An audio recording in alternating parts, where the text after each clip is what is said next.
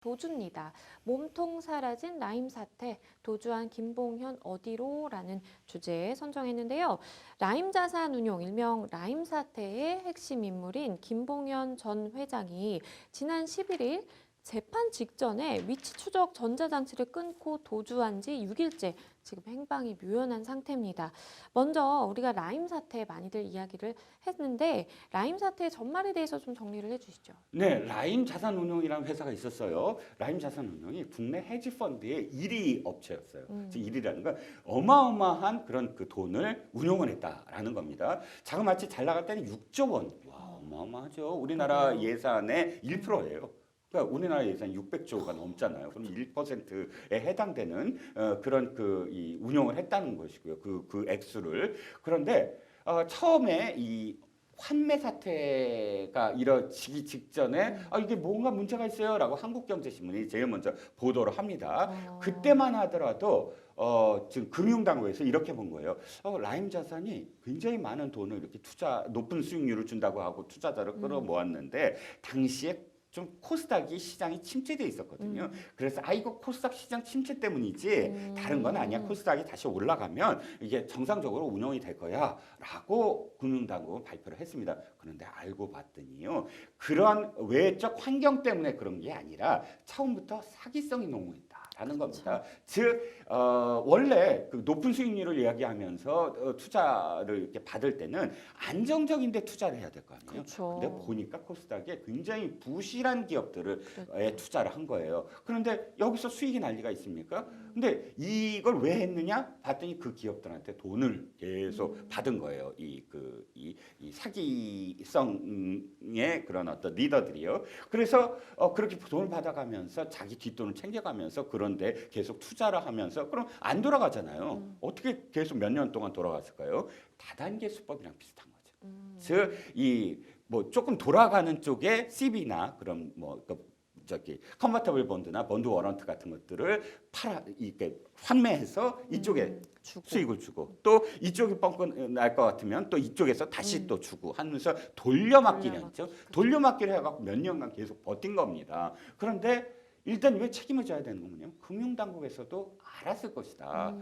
그러니까 금융당국 그다음에 이게 지금 대신증권이라든지 우리은행이라든지 이걸 대행해서 판매한다든지 이런 기관들은 굉장히 많이 알려져 있잖아요. 그렇죠. 이런 알려진 어떤 기관들이 과연 몰랐을까?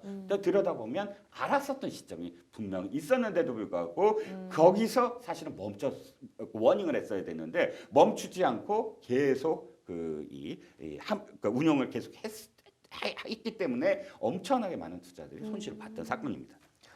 아니 그런데 네네. 이 라임 사태의 몸통이라고 볼 수 있는 김봉현 전 회장이 지금 6일째 행방을 알 수 없는 상태입니다. 네, 그렇습니다. 있을 수 없는 일인데요. 사실 이 라임이 왜 튀어나왔냐면 바로 지금 김봉현 회장, 전 회장의 재판을 다 갖췄습니다. 이 김봉현 회장이 1,000억 원대 지금 사기와 관련돼서 연루가 돼 있는 상황입니다. 근데 보석을 한 상태거든요. 보석을 한 상태인데 보석을 한 상태면은 팔찌를 끼고 있었잖아요. 그 팔찌를 끊어버린 거예요. 끊어버리고 도주를 했습니다. 지금 6일째 행방이 묘연한 것이 지금 국민들의 공분을 사고 있는 것이죠.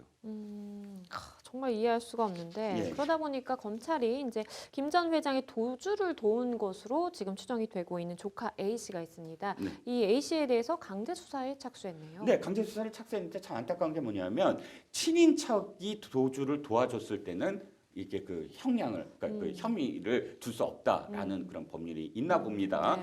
그러다 보니까 강제 수사를 했지만 A 씨가 그 조카가 모른다. 나는 그냥 태워만 줬을 뿐이다라고 한 상황이에요. 그래서 압수수색은 했습니다. 이 강제 수사라는 게 인신 구속은 못 하고요. 그래서 뭐 핸드폰을 그러니까 뺏어왔다든지 하긴 했지만 그러나 이미 엄청나게 많은 그런 흔적들이 지워진 상황, 이 자동차의 어떤 그 기록도 다 지워진 상황 이런 상황 속에서 사실 발을 동동 구르고 있는 듯한 느낌입니다.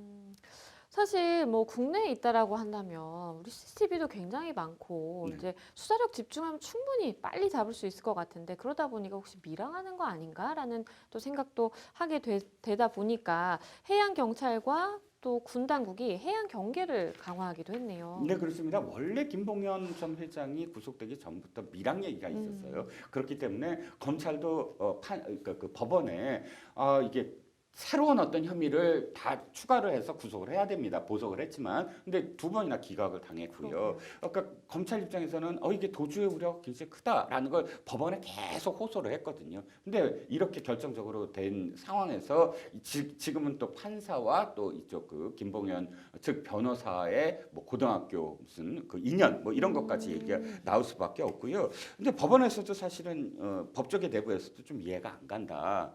왜냐하면 이런 그 금융 사건과 관련해서는 사실 돈을 다 빼돌리고 그 다음에 해외 도피하고 하는 것이 상례이기 때문에 또 관련자들이 이미 도피한 사람들이 굉장히 많거든요. 그래서 그런 상황 속에서 김봉현을 보석을 해준 것과 또 구속에 대해서 영장을 계속 기각한 것과 이런 부분들을 이해할 수 없다라는 게 국민들과 법조계의 시각인 거죠. 그런가 하면 라임 사태의 핵심 인물 중 하나인 이종필 전 부사장에게는 징역 20년이 확정이 됐습니다. 네, 그렇습니다. 바로 이것 때문에 도주한 게 아닌가 싶은 거예요.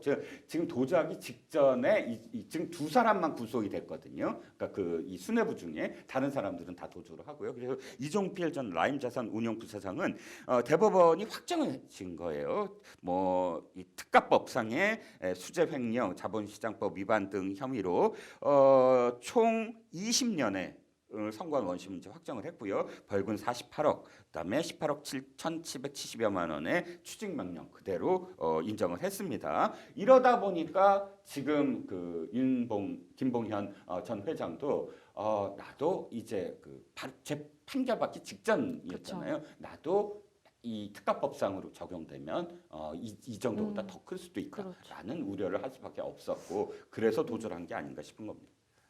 그런가 하면요, 이 금감원이 경남은행이 판매한 라임펀드 손해배상액에 대해서 최대 70%를 지급해라라고 결정을 했습니다. 네, 그렇습니다. 일단 이 배상 결정인데요. 금융분쟁 조정이에요. 금감원. 근데 경남은행이 라임 국내 펀드를 판매를 했는데 이건 불안전 판매다. 즉 손해배상 책임을 인정해야 된다라고 해서 투자자 두 명한테 각각 70%와 65%를 배상할 것을 결정을 했습니다. 마지막으로 라임 사태 수사 향방에 대해서 어떻게 보실까요? 일단 지금 해외 도피한 사람들에 관련돼서는 수년간 계속 지금 추적을 하고 있는데 성과가 없죠. 가장 중요한 건 이제 김봉현 전 회장을 다시 구속할 수 있을 것인가, 또 행방을 찾을 수 있을 것이냐에 달려 있다고 봅니다. 만약에 다시 구속을 하게 되면 피해자들도 안심을 하겠지만, 그러나 만약에 놓치게 된다면 법원이 정말 큰 비난을 면치 못할 것 같아요.